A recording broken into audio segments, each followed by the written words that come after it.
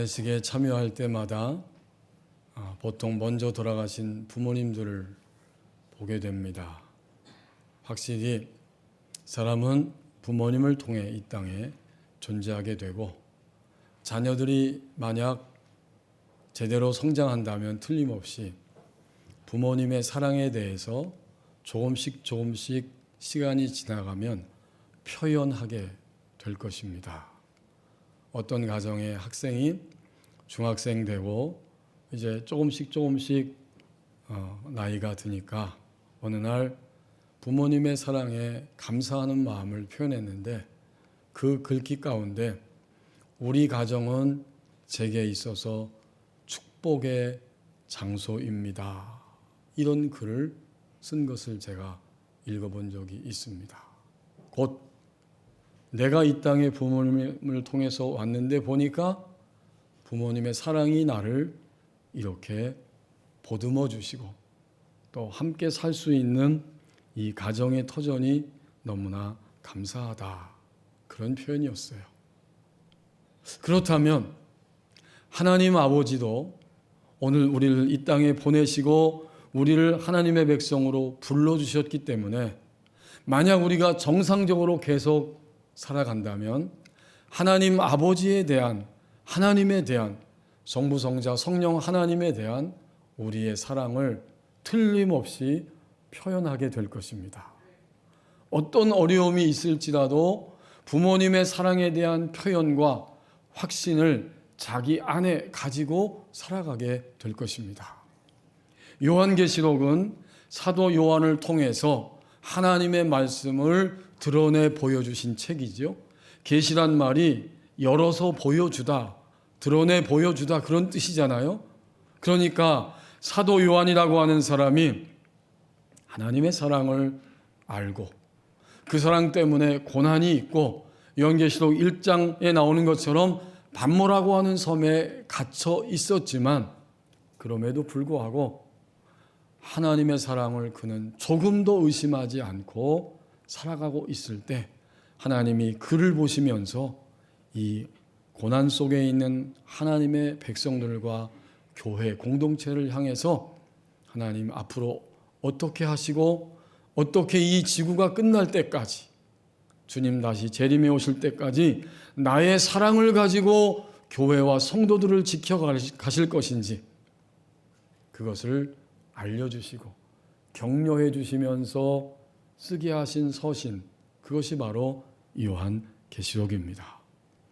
이제 요한은, 그리고 그 당시 요한이 섬기고 있었던 7개 교회 공동체 안의 성도들은 하나님의 사랑이 그 마음에 부어졌고 그것을 점점 알기 때문에 로마의 박해가 아무리 극단적으로 몰아치고 있다고 할지라도 하나님의 사랑을 나는 배반하지 않는다, 이런 깨달음과 결단을 갖게 됩니다.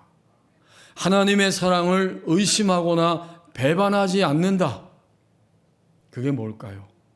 나는 하나님의 사랑을 증거하는 증인입니다, 이런 의미죠. 그래서 오늘 본문은 바로 그리스도인들은 하나님의 사랑을 알면 알수록, 알아가기 때문에 어떤 일이 나의 생애 속에 다가온다고 할지라도 나는 하나님의 사랑을 빼앗기거나 물러가지 아니하고 증거하며 살아갑니다. 그 증인에 대한 이야기를 오늘 이 본문을 통해서 우리에게 보여주고 있습니다. 1절 2절 말씀을 보십시오. 자기 안에 내적 증거들을 계속 가지고 있습니다. 누가? 사도 요한과 그 7교회 공동체, 곧 우리들이. 그리스도인들은 증인이 누구냐면 자기 안에 내적인 증거들을 계속해서 가지고 있는 것, 이것이 바로 증인입니다. 1절에 보니까 사도 요한에게 내게 지팡이 같은 갈대를 주면서 말합니다. 누가 그렇게 했느냐? 10장 1절에 나오는 힘센 천사가 요한에게 그렇게 하는 겁니다. 또 내게 지팡이 같은 갈대를 주면서 말하기를, 일어나서 하나님의 성전과 제단과 그 안에서 경배하는 자들을 측량하라고 말합니다. 곧 갈대, 지팡이 같은 갈대는 자입니다. 자, 측량하는 자. 이것을 힘센 천사가, 아주 힘이 센 천사는 바로 하나님의 심부름을 하는 천사죠. 자를 주면서 지금 성전과 제단 안에서, 그 안에서 경배하는 자들을 측량해라, 이렇게 명령하고 있는 거예요. 여기 성전과 제단은 성전 바깥을 이야기하는 게 아니라 성전 안을 이야기하는 거예요. 곧 지성소를 이야기합니다. 지성소를 측량하라는 거예요. 다시 말하면 성전이 바깥 그리고 성소, 지성소로 되어 있는 것처럼 인간의 몸도, 전인적인 인간도 하나님이 우리 안에 오셔서 하나님의 사랑을 보여주신 영이 우리 안에 있고, 그래서 오늘 우리도 이렇게 예배하고 있는 거예요. 우리의 지정의가 이걸 깨닫지 못해요. 우리의 영 안에 오신 주님의 사랑을 알기 때문에 예배 자리에 있는 거죠. 그리고 지정이라고 하는 성소, 혼의 요소가 있고 겉에 몸, 육체가 있듯이 이 구약시대 하나님이 이 신비한 역사를 성전, 성소를 통해서 이미 보여주고 있어요. 그러므로 천사는 명령하기를, 하나님의 명령을 받들어 말하기를, 고난과 박해의 시대이지만 성전, 제단 안에서 경배하고 있는 자들을 측량해라. 곧 그들의 영적 상태가 어떠한지를 하나님이 보시고 계시는 거죠. 그러므로 2절에 나오는 성전 바깥 마당은 측량하지 말고 그냥 두어라, 이렇게 말합니다. 이것은 이방인에게 주었는데 그들이 거룩한 성을 42달 동안 짓밟을 것이다. 하나님을 예배하고 하나님을 앞세우고 존중할 수 있는 우리 전인의 부분은 어디냐면 그 가운데, 우리 전체 전인 가운데 바로 깨어난, 거듭난 우리의 영혼입니다. 우리의 영으로 하나님을 예배하고 경배하고 높일 수 있는 거예요. 육체는 겉에 성전 바깥 마당은 측량하지 말라는 것입니다. 이방인들에게 주었다는 거예요. 곧 로마에게 짓밟히고 고난과 박해 속에 있을 수밖에 없다는 것을 이렇게 설명해 주고 있는 겁니다. 성전 바깥 마당은 우리의 육체입니다. 육체는 주님 믿으면서 고난 받을 수 있어요. 우리가 이걸 알고 살아가야 돼요. 지금은 다행히 우리나라가 예수님 믿는 것 때문에 로마 시대처럼 1차적 박해를 당하지 않는 시대 속에 살아가고 있지만, 주님을 믿으면서 우리의 육체는 늘 갈등하고 우리의 육체는 늘 근심하고 욕망하고 의심하기가 쉬워요. 그럴 때에 박해 세력에 의해서 짓밟히는 일들이 일어나게 됩니다. 이것은 로마 시대의 사도 요한과 그 교회 공동체에서만 일어나는 일이 아니라 지금도 여러 가지 이단들이 있고, 범위를 확 좁혀서 표현하면 주님 믿으면서도 의심이 있고 또 내가 꿈꾸는 욕망이 있고 근심 덩어리들에 짓눌려 있을 때 우리는 하나님을 경배하지 못하고, 말하자면 박해 세력에 의해서 눌리고 질식되어 살아가고 있는 상태입니다. 이런 모습을 하나님은 천사를 통해서 사도 요한에게 지금 설명해 주고 있는 거예요. 그들이 거룩한 성을, 곧 바깥 마당, 육체를 42달 동안 짓밟을 것이다. 42달은 3년 6개월입니다. 그리고 밑에 3절에서 아까 읽었던 것처럼 42달은 1260일입니다. 3년 반입니다. 요한계시록을 읽으면서 여기 11장에도 나오고 12장에도 나오지만 다 같은 표현이에요. 42달, 1260일, 3년 반 또는 축약해서 3일 반이라고 이 11장 11절에서는 표현해주고 있고, 더 나가서 한때와 두때와 반때라고 요한계시록 12장 14절에서는 표현해주고 있는데, 이게 다 같은 표현이에요. 무엇을 말하느냐? 바로 모든 성도들의 환난 기간을 상징합니다. 언제? 구약시대가 아니고 예수님 오신 이후의 신약시대에 주님이 다시 재림해 오실 때까지 모든 성도들이 주님을 믿는 것 때문에 박해를 받는 전체 기간, 이것을 이렇게 표현한 거예요. 우리 교우들이 요한계시록을 읽으시면서 아실 것은 그 중에 하나가 이것입니다. 제가 만약 여기서 이렇게 V자를 표시한다면 여러분들은 이것이 뭘 의미하는지 다 아실 거예요. 이것은 인류의 보편적인 언어죠. 승리를 의미합니다. 그러니까 이 요한계시록을 받는 교회 공동체는, 이 유대 하나님 백성들은 사도 요한이 그들만이 알 수 있는 언어와 상징들을 가지고 이 말씀을 기록했다는 거예요. 왜 그랬을까요?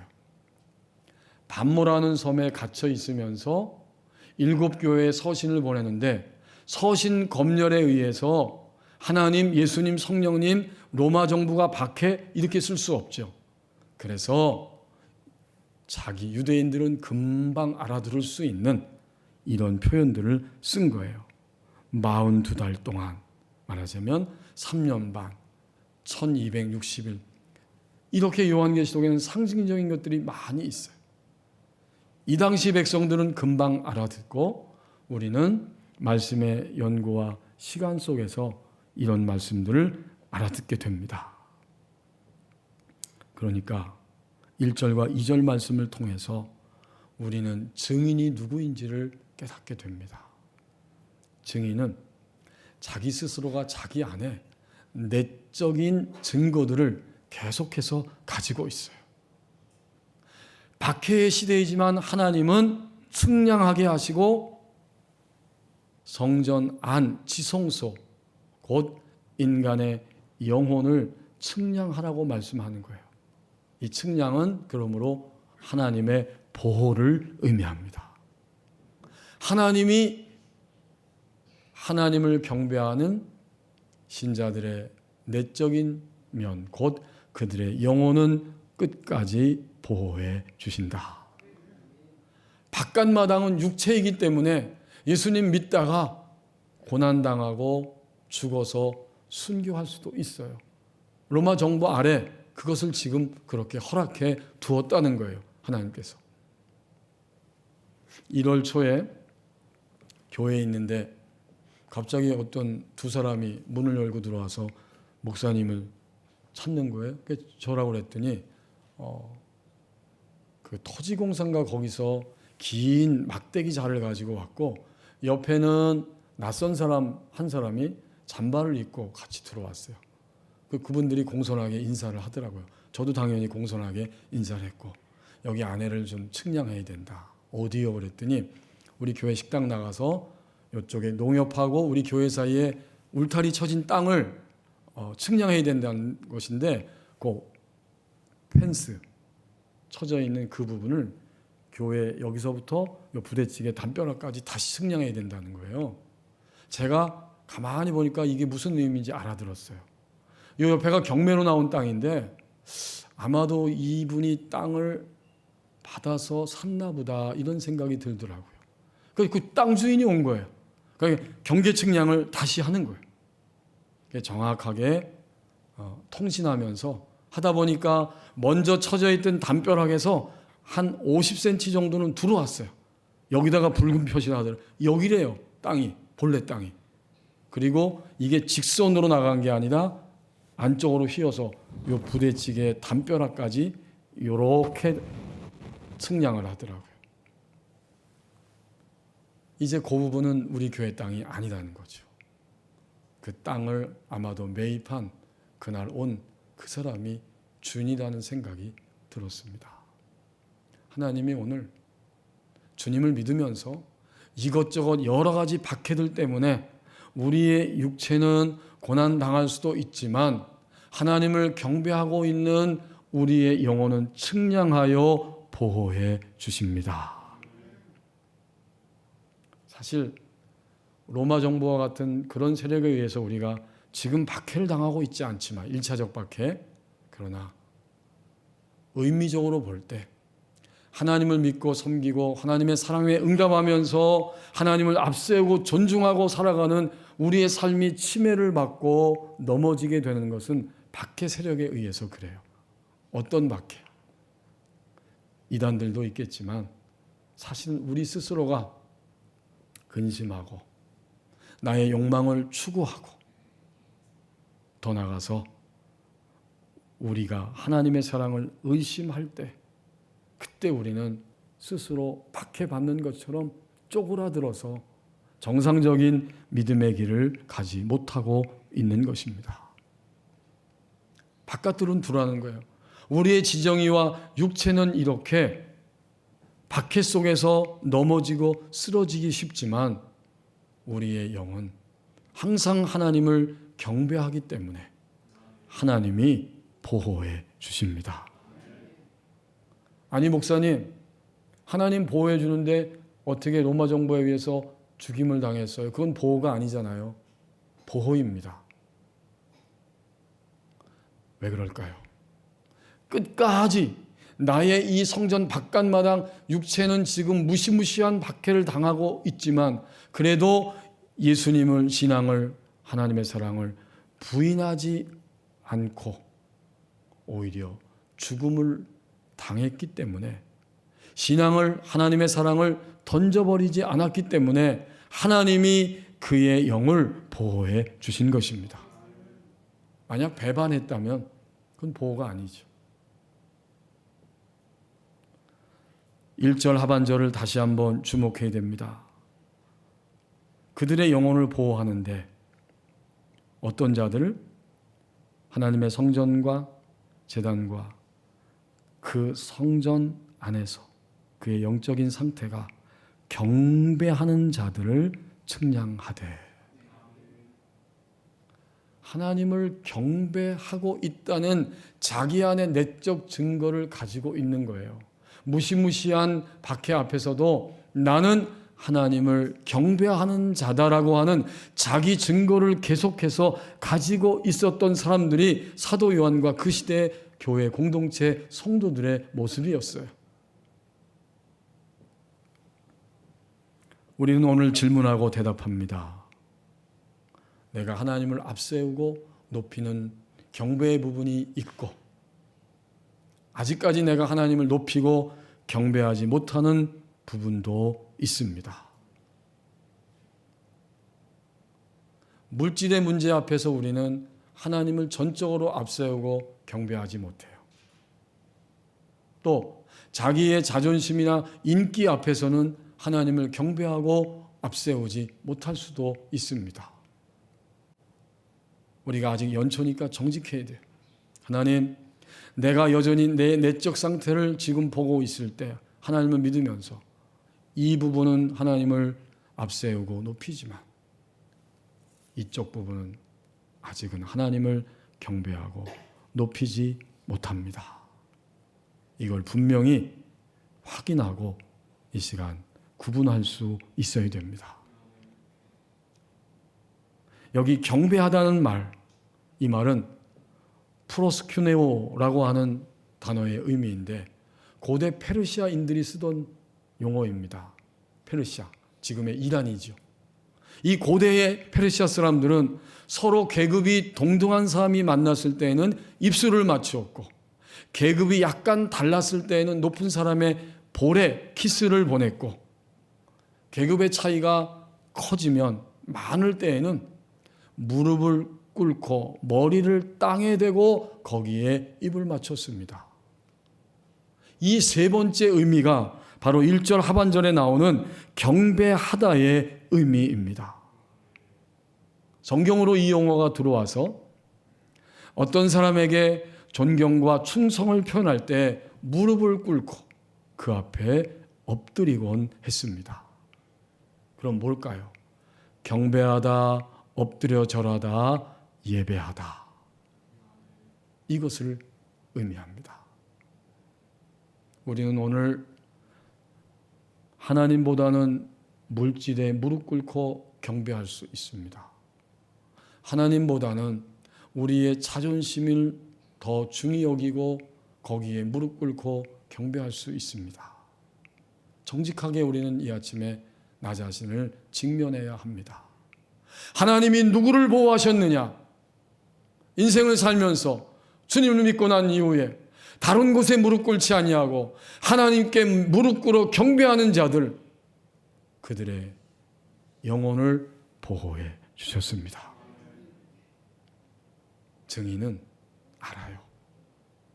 내 안에 자기 증거를 가지고 있어요. 내적 증거입니다. 나는 하나님만을 경배한다. 이때 비로소 증인이라고 말하게 됩니다.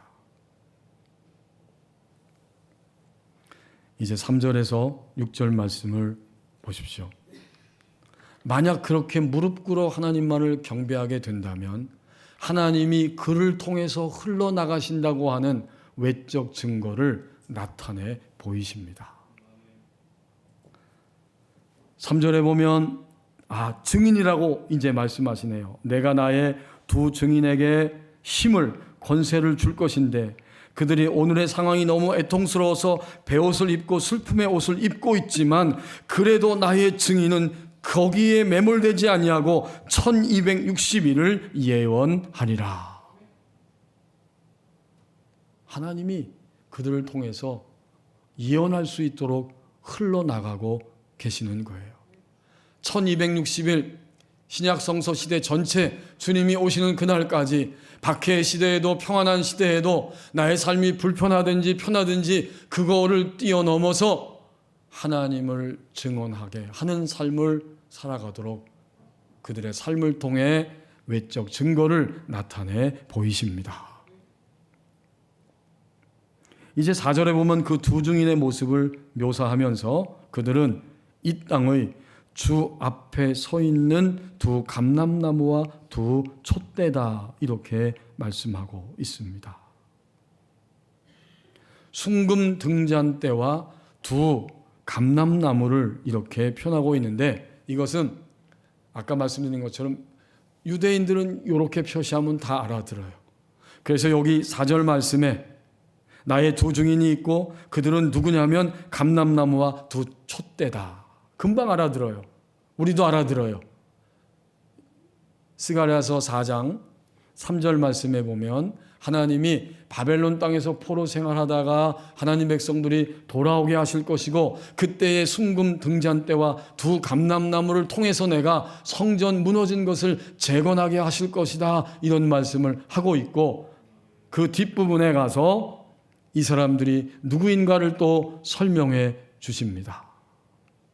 그래서 4장 마지막 절에 보면 기름 부음 받은 자 둘이니 온 세상의 주 앞에 서 있는 자들이다, 이렇게 설명하고 있어요. 결국 이 두 사람은 우리 교우들이 알고 계신 것처럼 바벨론 포로 생활하면서 그들과 함께 돌아온 스룹바벨 총독과 대제사장 여호수아입니다. 이 두 증인처럼 하나님이 오늘 사도 요한 공동체나 우리 시대에나 하나님이 그들을 통해서 흘러나가신다는 증거를 나타내 보이시는 거예요. 그들이 어려움이 없는 것은 아니지요. 5절에 보니까 이렇게 기름 부음을 받은 자, 하나님의 특별한 그 증거의 일을 위해서 기름 부음 받은 두 증인이 현장 속에 직면할 때에 어려움이 있어요. 5절에 그들을 해하고자 하는 원수들이 나타난다는 겁니다. 만일 누구든지 그들을 해하고자 하면 그들의 입에서 불이 나와서 그들의 원수를 삼켜버릴 것이다. 또 누구든지 그들을 해하고자 하면 반드시 그와 같이 죽임을 당하리라. 이 두 증인 가운데 한 사람을 지금 보여주고 있습니다. 그러니까 스룹바벨과 대제사장 여호수아, 이 두 증인들처럼 살아가게 될 거라는 거예요.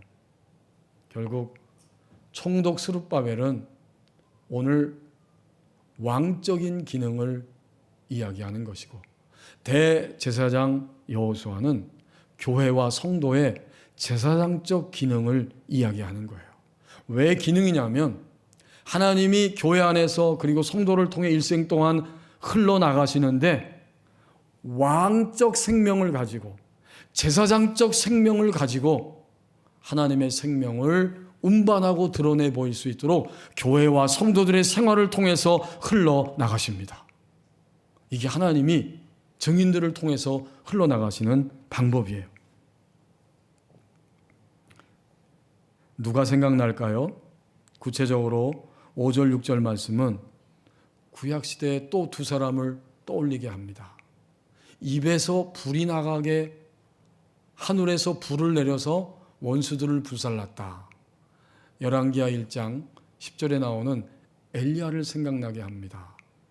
이 악한 왕 아합이 죽고 아하시야가 왕이 되었는데 엘리야를 사로잡기 위해서 군대 50명을 보내는데 하늘에서 불이 내려와서 50명을 다 태워버립니다.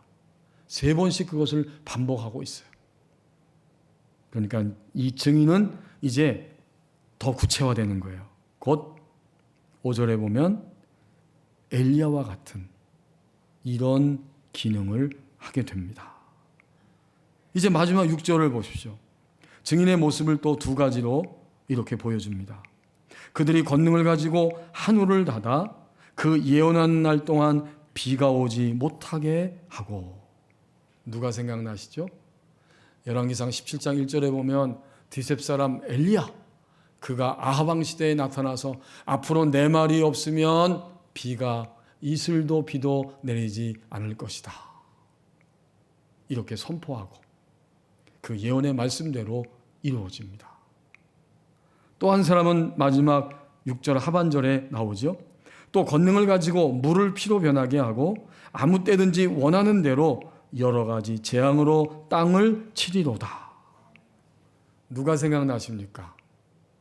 출애굽 시대에 누구지요? 애굽의 나일강을 피로 물들게 하고 나머지 9가지 전체 10가지 재앙을 통해서 하나님의 백성들을 그 애굽에서 인도하여 낸 모세의 이야기를 다 그 당시 백성들이 아는 이야기를 들려주고 있었던 것입니다. 자, 이제 우리는 간단히 정리를 합니다.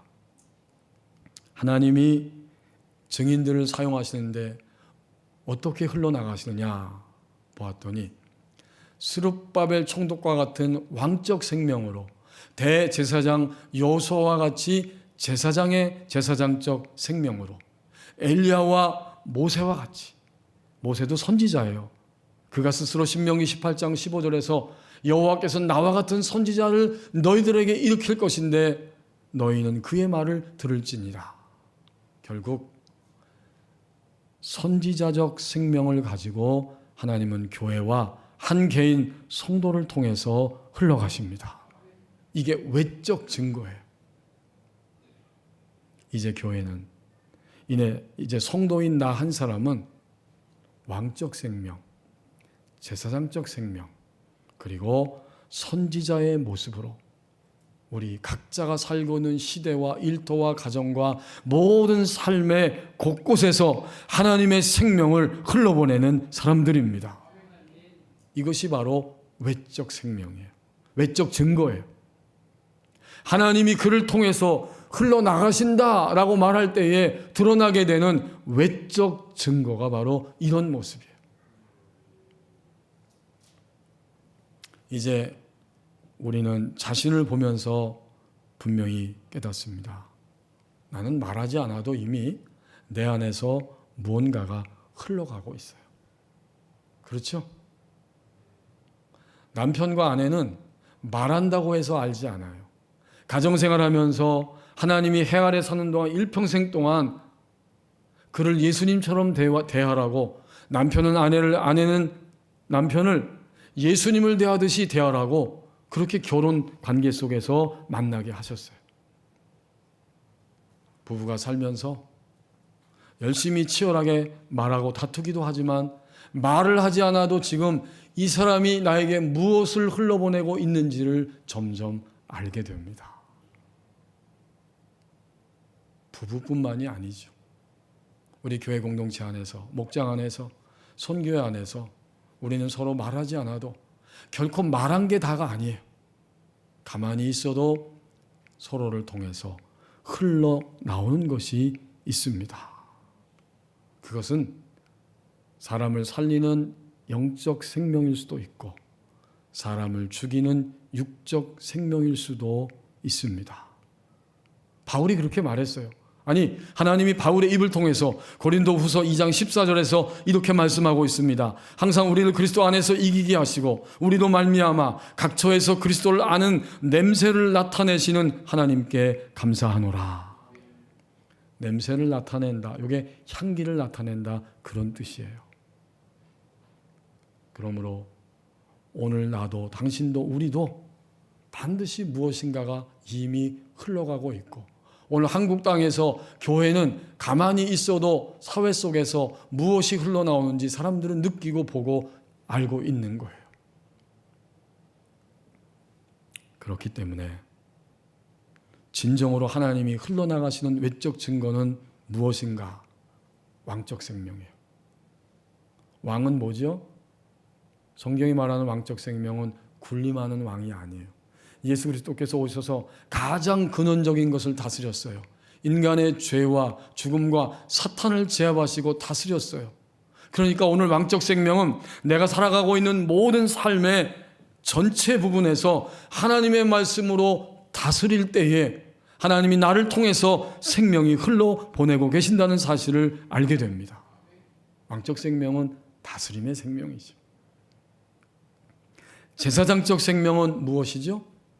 제사장은 사람과 사람 사이에 서서 그 사람을 하나님께 연결시키잖아요. 그걸 중보라고 말해요. 결국 오늘 신자가, 교회가 제사장적 생명이 그 사람을 통해 하나님이 흘러가게 하시는 증거가 있다고 할 때 그것은 나와 만나는 모든 사람들을 하나님께 연결시키는 그러한 기능을 감당하는 거예요. 이게 제사장적 생명이에요. 선지자적 생명은 하나님의 뜻을 알게 하는 생명입니다. 정상적이라고 하면 오늘 여기에 스룹바벨과 대제사장 여호수아와 모세와 엘리야를 설명하면서 오늘 우리에게 깨닫게 하는 거예요. 하나님의 생명이 내 안에서 흘러나갈 때 외적인 증거는 이 세 가지의 생명이 흘러나오는 것이다. 누가 그렇게 하셨을까요? 이 땅 가운데 오신 예수님이 바로 이 세 가지 생명을 가지고 하나님 앞에서, 사람 앞에서 하나님 나라를 증언하며 살아가셨습니다. 예수님의 3대 직무가 바로 이거예요. 왕적이고 제사장적이고 예언자적인 생명. 주님은 이것을 가지고 하나님 나라를 증언하시고 보여주시고 죽으시고 부활하셔서 이제 영원한 하나님 나라를 우리를 위하여 준비하고 계시는 것입니다. 우리의 생명은 분명합니다.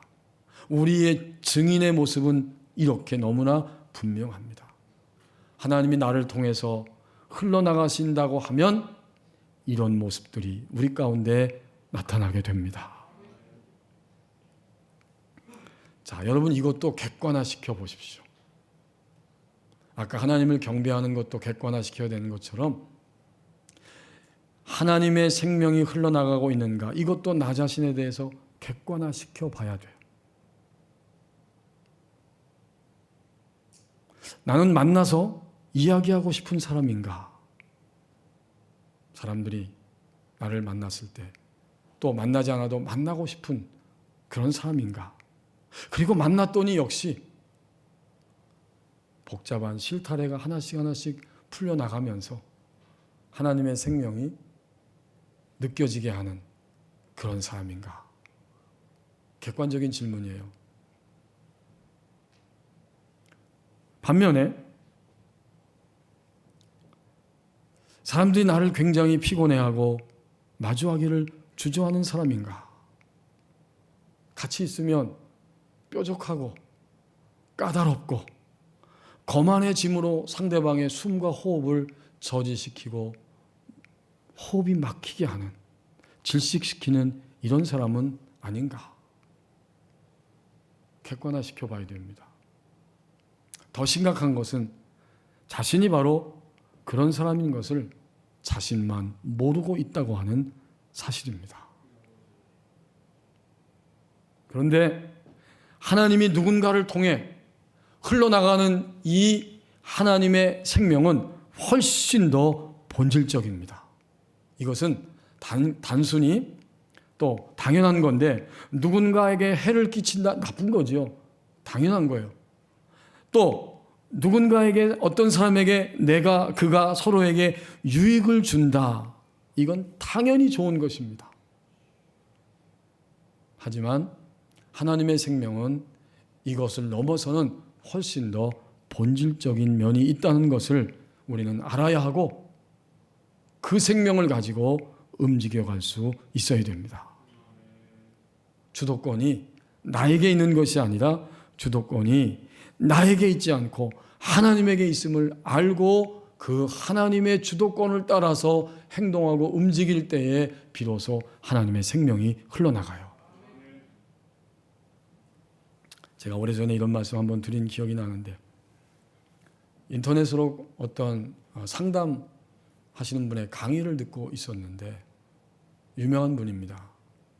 근데 그분이 이야기하다가 여기저기 지방을 많이 다니면서 강의하고 상담하시는데, 어떤 교회에 가면 너무 가난해서 마음이 아프고, 또 서울 도심 이런 데서 강의할 땐 그래도 마음이 편하다는 거예요. 한 가지 원칙을 정했답니다. 내가 앞으로 하나님이 강의를 나가게 하시면 100명 미만의 교회 가면 강사료를 다시 거기에 드리고 오겠다. 그런 결심을 하셨다는 거예요. 너무 귀하잖아요. 참 귀합니다. 우리도 그렇게 해야 돼요. 그런데 하나님의 생명은 얼마나 본질적인지, 얼마나 근원적인지, 그분이 이렇게 강의하다가 그런 이야기 하시더라고요.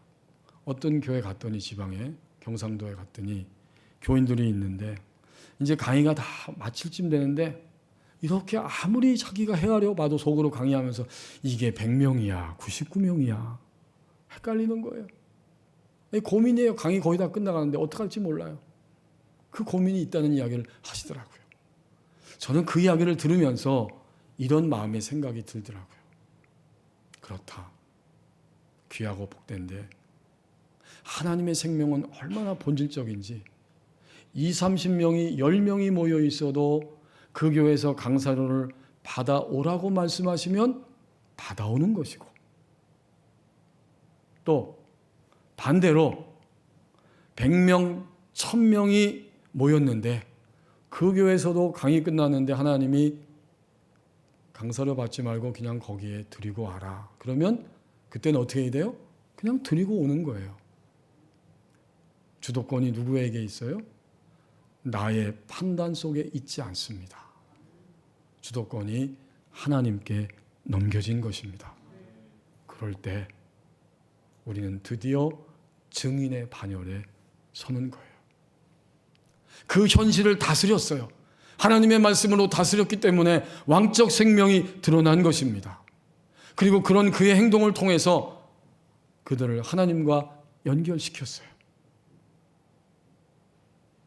더 나아가서 하나님의 뜻이 무엇인지 자기 안에 깨달았고 그것을 사람들에게 이야기하고 증언합니다. 제 마음에 하나님이 이 강사료를 드리고 거기에 그냥 그 교회에 드리고 오라고 그랬어요. 하나님의 뜻을 밝히 알고 증언하게 되죠. 이것이 신자가 박해의 시대를 살든 평안의 시대를 살든 하나님의 생명을 가지고 붙잡고 내 안에서 하나님이 흘러나가시도록 할 수 있는 그러한 살아있는 하나님의 생명입니다. 증인은 그렇습니다. 그렇게 자기 안에 내적 증거들을 계속 가지고 있고, 그렇기 때문에 하나님이 끊임없이 그를 통해서 흘러나가시는 것을 외적 증거로 나타내 보여주십니다. 이것이 바로 증인입니다. 기도하겠습니다.